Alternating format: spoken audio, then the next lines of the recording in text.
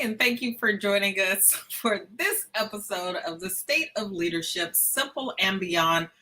That is Robert Hilliard. I am Whitnie Wiley, and we are here on Thursdays, 3 p.m. Eastern, 12 noon Pacific, talking all things leadership. And today we have a treat for you.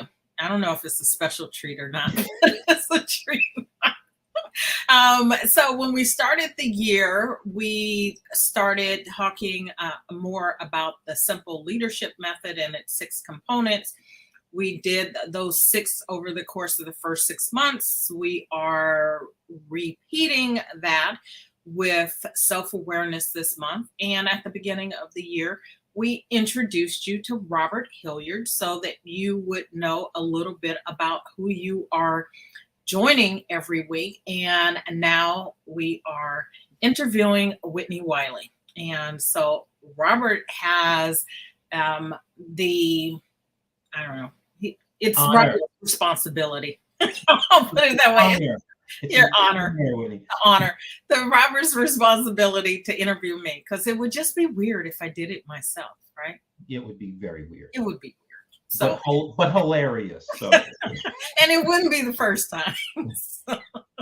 So anyway, I'm going to turn this over to Robert, and Robert's going to do what Robert does. So. Thank you so much, Whitnie. And you know how much I hate reading on the air. But I'm going to do that today. I'm going to break my own tenet, and I'm going to begin right now. So Whitnie Wiley is the founder and Chief Evolution Officer of Shifting into Action. She's also an author, trainer, consultant, coach, and speaker. As the premier next stage coach, Whitnie has over 25 years of experience in the areas of dream and goal achieving, career management and transition, and leadership development. She helps new and aspiring leaders build and manage careers that feed their souls, use their talents and gifts, and finance the lives of their dreams. Additionally, she provides consulting and coaching services to organizations relating to succession management, leadership development, training, human resources, and talent development. Whitnie holds a bachelor's degree in organizational behavior and leadership from the University of San Francisco and a master's degree in organizational development and leadership from St. Joseph University and a Juris Doctorate from Alliant International University's San Francisco Law School. She's a certified life coach with a specialty in career transitions and a Jack Canfield certified success principles trainer. When she is not writing, speaking, or helping clients reach their goals, you can find Whitnie running, cycling, improving her photography skills, playing golf, or wine testing with friends, and last but not least, trying to convince her husband to relocate to Hawaii. So I'm making some progress on that last. I can't I've speak about the progress on the other ones, but the last one, I'm actually making some progress. I've heard. We're going to Hawaii this fall, so Excellent. We'll see how it works out. So Whitnie, I like to ask the same. I have a template of questions that I ask people because it's very interesting. Everyone's different, but if you ask someone the same question, you will get, the same question, you get a different answer. Yeah. Everybody's experience is different. So I'm going to start by asking you, or really just to ask you to tell the audience about your leadership journey and how you got to where you are today. What's really funny about my leadership journey is that I never saw it originally as a journey. It was a part of my life. I'd always been in positions of leadership, somehow it gravitated or foisted on me, however one wants to see it. But I didn't know what I was doing. Right. And people put you in positions and they don't really tell you what that means. And then there came a point in time where I started insinuating myself in is not quite the word that I'm looking for, but where I started being a little more active and taking on leadership roles, being proactive in that. And again, not necessarily knowing what I was doing, but where I found myself was when other people didn't do things the way I thought they should be done, right? Then there I was jumping in so that it could be done the way I thought it should be done. Whether I was right or wrong, it just was like, it should be done that way. And here I am. And it has been, there came a point in time, and I don't want to really, well, I guess I should get in. I guess I should get into it. I'm gonna say I don't really want to go there, but there came a point in time in my life, but starting when I became a parent, when I became a mother, when I started to see leadership differently. Hmm. And I started to see it less as the position that one gets or about one being in charge, and it really being about the other person Hmm. and the sort of stepping outside of yourself so that you can help other people be the best that they can be. And I'll say it really did start when I became a parent, because I was less focused on myself and really more started to focus on the world and what I could do to make the world a better place for my son, quite frankly, right? And so it started there for me. And I noticed that, first of all, my son was paying attention to everything I said and everything I did. And I hadn't really given a lot of thought to people who were in leadership position that I worked for in the jobs that I'd had.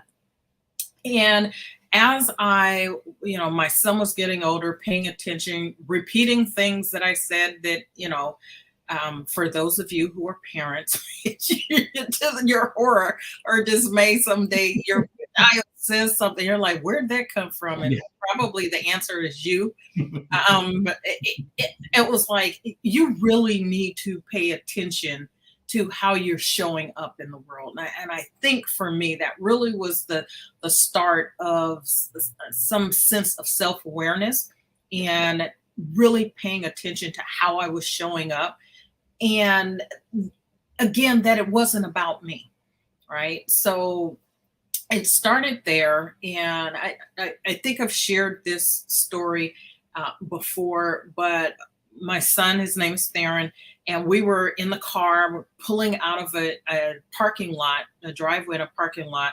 And as I got ready to make a right turn onto the street, a car came barreling down the street and I had to stop. Right. So I had stopped. I was getting ready to go. This car comes barreling down the street. My son yells, "Idiot."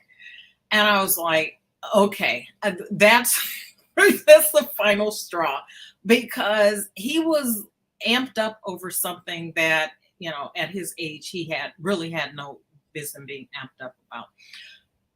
But it was things like that that said, Whitnie, you have to pay attention to how you're showing up, how your energy, how the words you say, the attitudes you have, all of that impacts other people. And the first job that I had where I was responsible, I actually hired people and was training them. I was starting to bring the lessons that I'd learned as a parent into my interactions with the kids that I worked with. And so I worked in a high school and had been given a budget where I could hire some of the kids at the school to help with various things that we were doing in the program.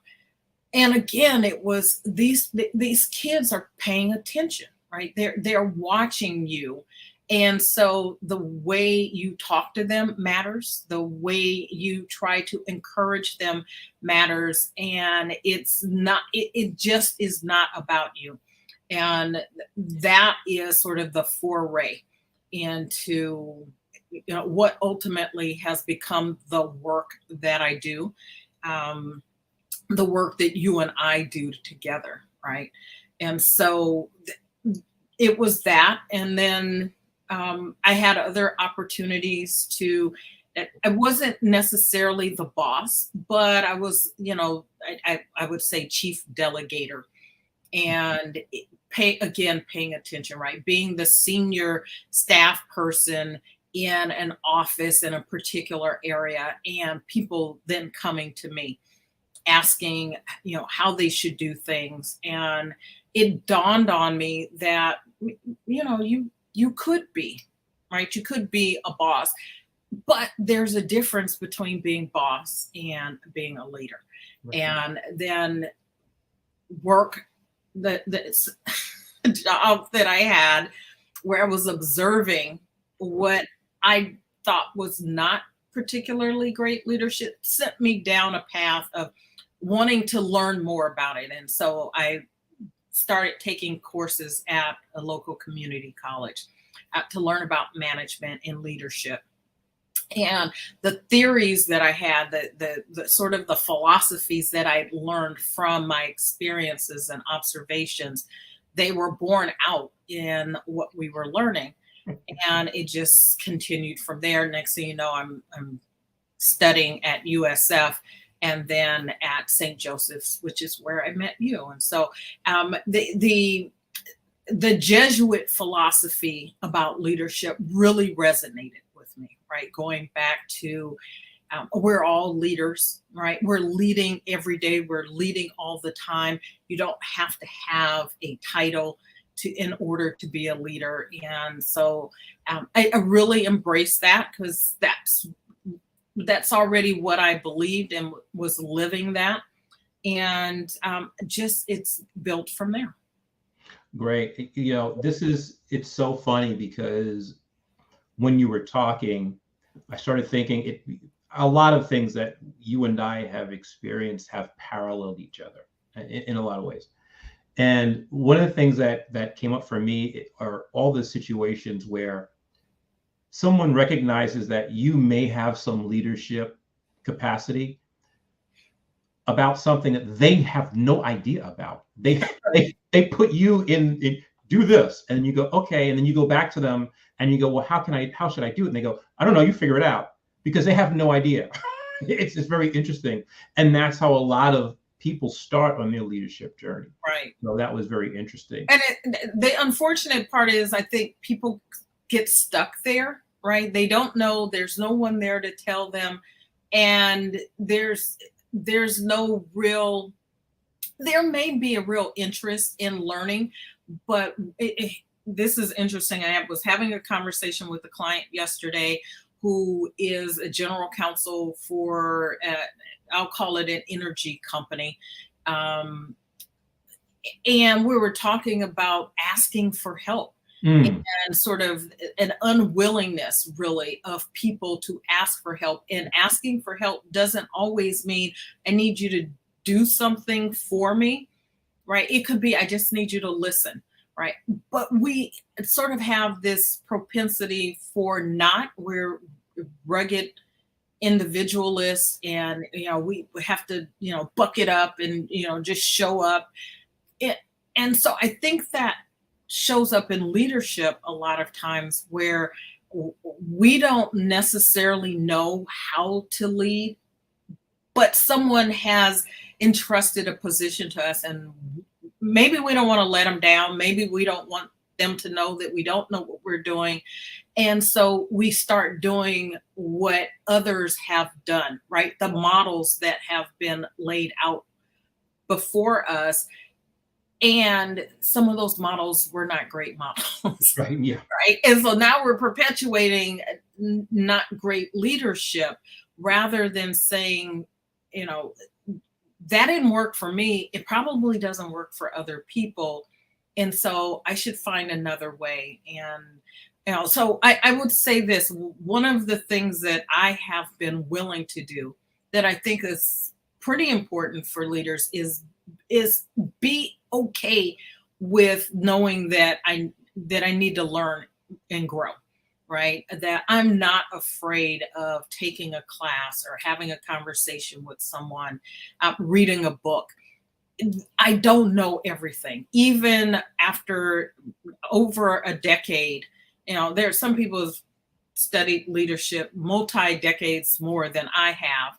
But, certainly I've been at this, I guess at this point, 14 years or so, including the community college, where I've like really been studying this concept of behavior, human behavior, organizational behavior, development, the leadership, all of that. It's about 14 years, really studying it outside of sort of paying attention to my own patterns and knowing that there were some patterns that I had, some philosophies that needed changing.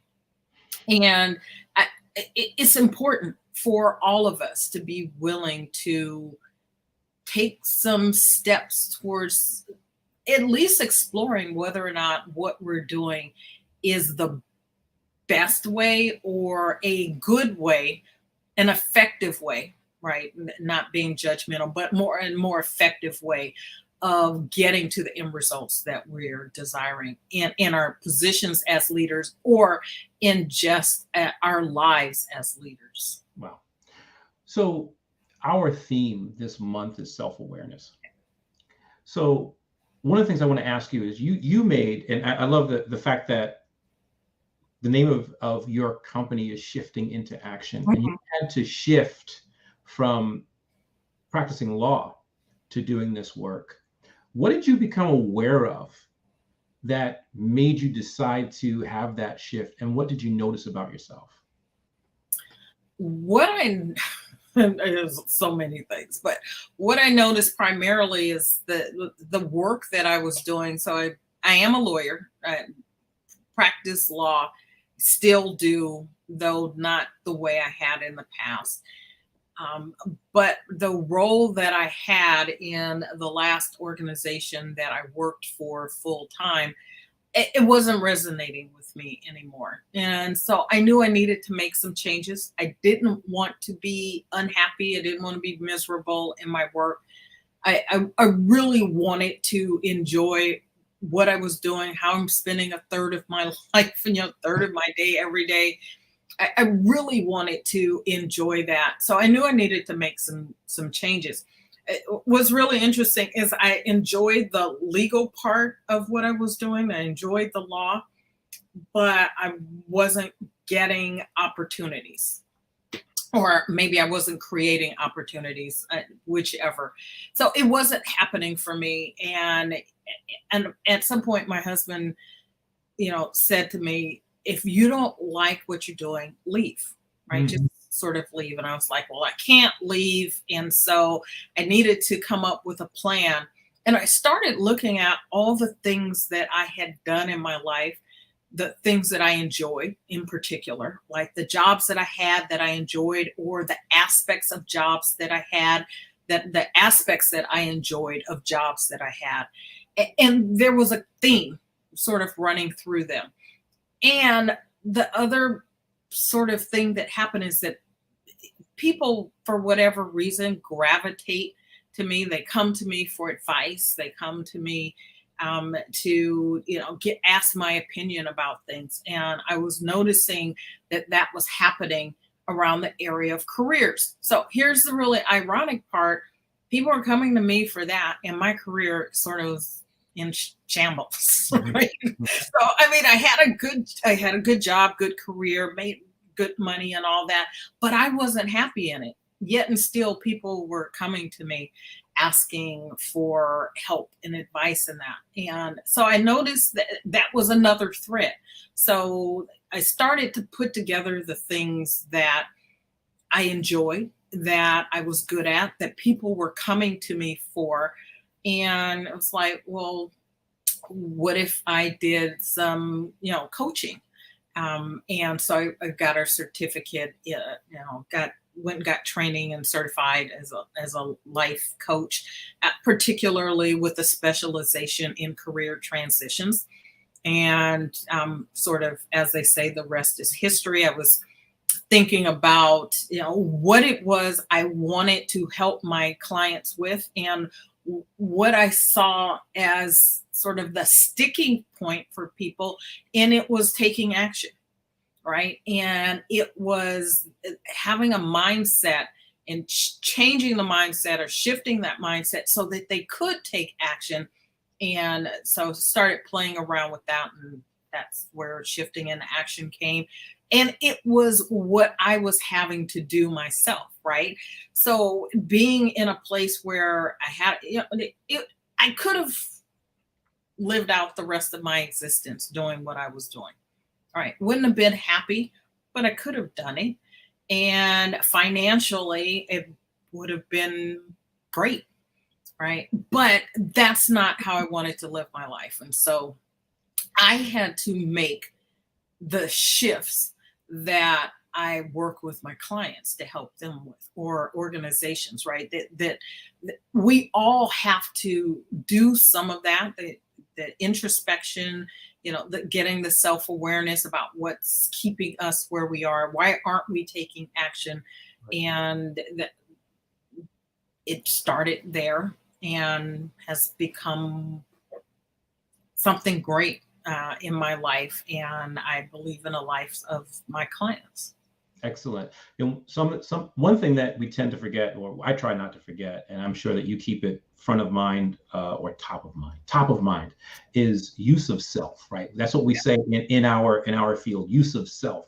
So you're coaching, or and I'm going to say consulting as well, because we are coaches and consultants. I want to put that out there, but we have to look at our experience as it relates to the people that we're helping. So it's something that we like to keep top of mind. I'm glad you brought that into the conversation. So the next thing I want to ask you is about challenges, and this is one of those typical questions I ask. So what are some of the challenges that you found in just being someone who helps leaders, entrepreneur in your own right, of course, and your journey?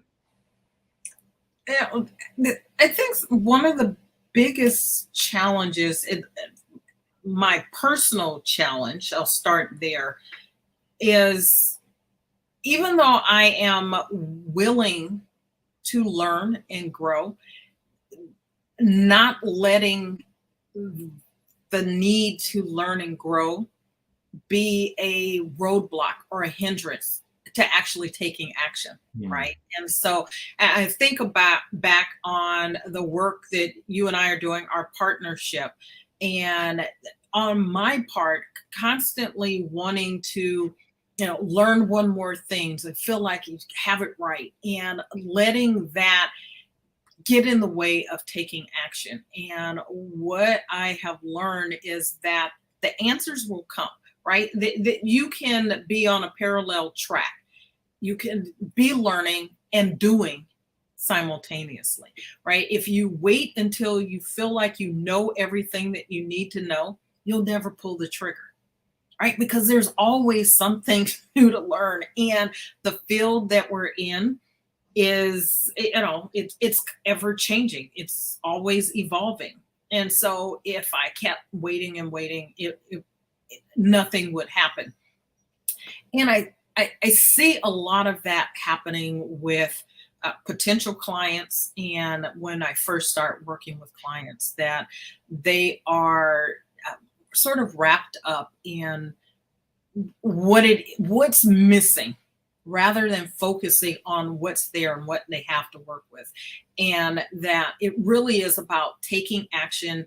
I say this all the time: baby steps when you have to, right? Big leaps when you can, but baby steps when you have to. And not looking at baby steps solely as little steps, but the baby steps, when you think about babies and the way they learn to walk, is wobbly, right? It's uncertain, it's unsure, it's not strong. Those legs are not strong yet. That's why they walk the way they do. And what we do is we laugh with them, we encourage them, we giggle with them, right? We don't chastise them for not being able to walk. We help them and encourage them. And so it's that challenge of not wanting to look like you don't have it all together is another one of those challenges. And it's not in this context, it's not necessarily about asking for help, but more about, I don't want other people to see that I don't know what I'm doing and that I'm figuring it out. And really it's okay. The vulnerability that comes from that is what connects you to other people, right? It connects us to other people. It lets them know we're all human, we're in this together, and it's okay. Because we all start from a place of not knowing, but you can't let the not knowing keep you from taking action. So yes, learn, get the education, read a book, take a class, get a coach, whatever it is, but take action anyway.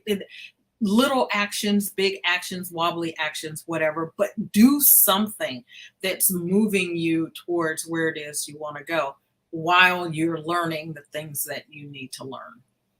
Yeah, I think that's amazing. I think for leaders, and I'm going to put this out there in the show, and I'm going to see if it catches on. When you don't know something, if your team member asks you, do you know how to do something, you can say, I don't know. Let's figure it out together. Yeah.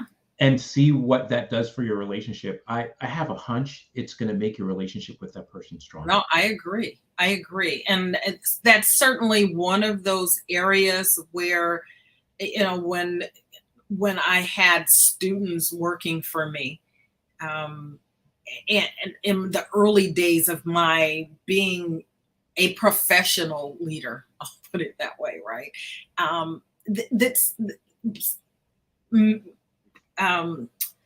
Having that demeanor, that attitude, like we can figure this out together. Let's learn together, right? I don't have the answers. You're coming to me and asking. It's like, well, let's figure it out together, right? It reminds me when I was a kid that my parents, my mother, voracious reader. My dad was a reader as well, but my mother is like always had a book. The house was filled with bookshelves everywhere.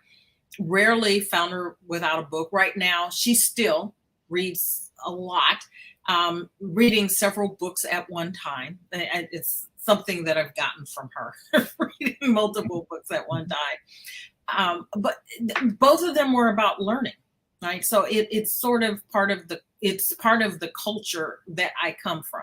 My family's culture is about learning. And when I would go to them and ask questions, what does something mean? They wouldn't answer the question. I'd say, go look it up. Yeah, how can I look it up? Or how do you spell such and such? Look it up in the dictionary. How am I going to look it up if I don't know how to spell it? You'll figure it out, right? You work your way through it till you get where you're going. And I think the more we can be straight up front about not having all the answers, but showing a willingness to look for the answers and then to partner, collaborate with others to find the answers, that it's okay.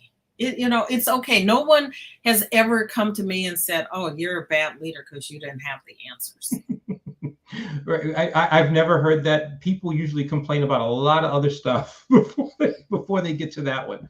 So my final question, Whitnie, is really about advice. And there's probably somebody out there watching the show today that's on the fence and thinking about, I want to shift into action. I have this idea and I've been kind of stuck, or, so what advice would you give that person who's on the fence thinking of, maybe I want to, branch out on my own, or maybe I want to try something different with my leadership? What advice would you give them? Get in touch with your why, right? Get in touch with your why. So it sounds from your question, I'm going to make an assumption from your question that they know what they want, that they have a vision, right? But that there's something that's sort of keeping them from either taking action or knowing what action to take, which also happens. People are willing to take action, but they don't know what action to take. So I have two things. One is to get really clear about your why. Why do you want this thing that you want, right? And be sort of consumed with the why, this compelling why that will move you forward with discipline when you're not particularly motivated to take action, right? So, action comes sort of in, people are often saying, well, I'm not motivated. You don't need to be motivated, right? You don't need to be motivated. You need to take action. You just need to do it. So you need to be disciplined. You can be motivated and embrace that when it's there. Revel in your motivation when it's there. When it's not, just be disciplined and take the action anyway. The other aspect of that, besides sort of the why, is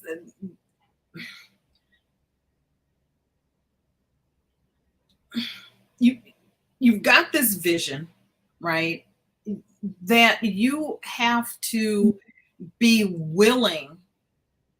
I want to find a kind way. Give her a kind way to say what I want to. You have to be willing to kick yourself in the pants, so to speak, right? And maybe that comes directly from you. Maybe you give someone else permission, right? To, whether it's push you, pull you, drag you, to take your goals, your dreams, your visions, and say that regardless of how you feel, right? You know why you want to do what you want to do, but you've got to move regardless. And it is, and I would share this. This is something that I've gotten from Jack Canfield. The concept of ready, fire, aim, right? Instead of normally is ready, aim, fire, right? So you have a target, you aim at the target, you shoot. In this case, you flip the other two and you have a target, your vision, your goal, the thing that you're moving towards, and you fire at it, and then you make adjustments, right? This ties back into a willingness to learn, to grow, right? So you fire at your target, you take some action, you move, you take a step, and then you reassess whether or not you're on target, what you need to do next, and then you do it again. You fire again, and you're constantly assessing and reassessing and making adjustments, micro adjustments, so that you get closer and closer to your target. You get, if you're off target, you move closer to it. And if you are not there yet, you keep moving in the direction of. So there's if you had it on an XY axis, so you're moving in both of those directions at the same time until you get ultimately where you're going. So the latitude, longitude, until you get to that place where you're going. And again, be okay, right? It doesn't have to be perfect. Perfect is the enemy of done, right? The momentum comes from taking the steps. The momentum comes from taking the steps. So yes, motivation, great when you have it. Discipline, absolutely. But taking action creates momentum, and momentum is what will get you where you're going. So, be okay with that and just keep moving. Fantastic. Whitnie, those are all the questions I have for you. And and I'm sure you're blessed, you're feeling the blessing because you know how talkative I am. No, it was great. And I appreciate, our partnership. I appreciate the opportunity for us to share, weekly what we have to share. We're building towards something, and we're going to be presenting that in total soon, right? But in the meantime, that the opportunity to help our audience understand, both of us, sort of where we come from, why this is important work for us, uh, it matters. And, the comments that I get, and I know you get comments as well, thanking us for the topics that we cover and things that we have shared. It's, again, it matters, and it feeds into why I love doing the work that I'm doing the work that we're doing, which, by the way, Mm, shameless plug, absolutely, absolutely, the joy of work. absolutely. I absolutely have joy every day in my work. I love meeting with you on Thursdays for us to have these conversations and to, make an impact, make a difference in what's happening in the lives of our viewers, right? Whether it's on an individual basis or those who are leading teams, and the tips and things, strategies tools that they can use, that they can share with their team so that they can be better, they can lead better, their teams are better. And so just grateful for the opportunity to do this, and thankful today for you leading the discussion. Yeah, Whitney, it is also a pleasure to work with you. And people don't know this, but so I'll say it. This was something that we talked about way back when in grad school. What people don't know, there were four of us. There were four of us, and it was one of those situations where everybody, and I'm sure people that have gone to school, had those group projects and had those people that didn't pull their weight. We didn't have that with the group that we had. We had a monster group, and it was four of us. And every time we got on, the teacher was like talking about how great our work was, and it was, and then somebody, I don't know who it was, said, we should probably, yeah, I think it was you, said, we should probably pool our resources and create some, a consulting company and get and do this. And of course, things change, and Yeah, people, life. life happens and things Yeah. like that. But we got together and started doing it, and it's really funny because when you were talking about the shifting into action piece, you were critical. You were really instrumental, I should say, in me branching out on my own, because I was in that place, and you were like, didn't you say we're going to do some things together? And I was like, what? Just do it. Just do it. Right. And it's been fantastic. And we talk about so many things, and it's just great to see everything starting to coalesce. I'm excited about the future, not just for us, but for the people we're going to impact, the companies that we're going to impact.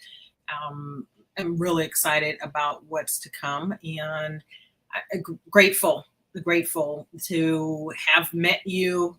A decade, it's been almost a decade. Next month, sometime in August or September, right? Will be, I think we met in the first term of grad school. So it's coming up, and I'm grateful that we met and that I shed my initial thoughts. We'll talk about that on the show another time. And that ultimately the other two that we connected with, that we had a couple of opportunities to work together, that we had that because even though they're not working with us currently, but for that, you and I wouldn't be working together either. So, and they're still part of the family. I mean, absolutely, we still consider them part of the family. They just got other things that they're doing. So, yeah, cool. Well, thank you. And I will, unless you want to close up the show. No, you do it far better than I. Thank you for joining us. I hope you found this informational, inspirational, educational, that there's something that you could take away from my journey. If there's ever anything that I can do and share with you, certainly reach out. And I know Robert feels the same. And so, Robert, if someone wanted to reach out to you and work with you, how would they go about doing that? They can reach out to me at inspireme@roberthilliardcoaching.com, or you can just go to my website, which is roberthilliardcoaching.com. And on my website, there is a form you can fill out to request a discovery session with me. I help people with and I say this all the time, those sticky, gnarly, complex problems, bring them to me and we can work on those together. And if you're working with a team and you can't figure out how to get everybody, working together, bring that as well. I've coached lots of people around that. It's one of the things that is my specialty. So that's all I got, Whitnie. I love it. And if there's anything I can do, again, you can reach out to me. shiftingintoaction.now.site, shiftingintoaction.now.site. There are a couple of gifts there for you if you'd like to avail yourself of them. One is the book, The Joy of Work, which is different. I'm sorry, Love Your Work. Oh my goodness. It's called Love Your Work. The email is Love Your Work, which is different from the book, The Joy of Work, right? The Joy of Work, which is, Robert and I are a part of this collaboration effort. It is a #1 best-selling international book that is available to you, where 20 authors have shared their journeys and how they have found joy in their work. So check it out. It's behind me. The Joy of Work, different than Love Your Work, which is actually an action guide that will walk you through a process for identifying work that you love and making some steps towards making that happen. So that's my gift to you. Feel free to get that. The Joy of Work you have to buy. Yeah. But if you want to get it signed by Robert or I, reach out to us. We'd be happy to get it work with you to get it autographed. So absolutely. With that, next week we're going to be talking about Decisive. It is a book about decision-making, improving your decision-making by Chip and Dan Heath, or as they say, Dan Heath, Chip Heath, because I guess they're not a couple, so you don't just throw an and in. I don't know. But Chip Heath, Dan Heath. And hopefully you are reading that along with us for this month's book club selection. And so until next time, take care. Bye now.